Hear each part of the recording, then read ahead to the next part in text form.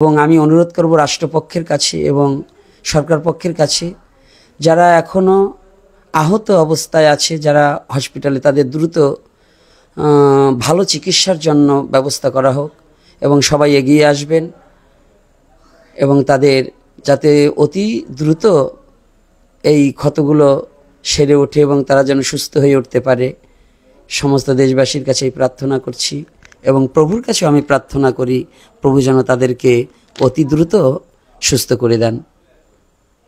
আর আজকে আলোচনা করব না, কারণ আলোচনা করার মতো মন মানসিকতা নেই। যে অবস্থাটা, যে দুর্ঘটনাটা দেখেছি, এটা দেখে খুবই হৃদয় বিদারক ঘটনা। এটা খুব যন্ত্রণাদায়ক। যেভাবে দগ্ধীভূত হয়েছে এটা দেখার ইচ্ছা ছিল না, তথাপিও যেটা হয়ে গেছে, প্রভু যেন সবাইকে সুস্থ রাখুক, ভালো রাখুক। সবাই যে যেখানে আছে সবাই যেন ভালো থাকুক। জয় নিতাই, জয় গৌর হরি বল।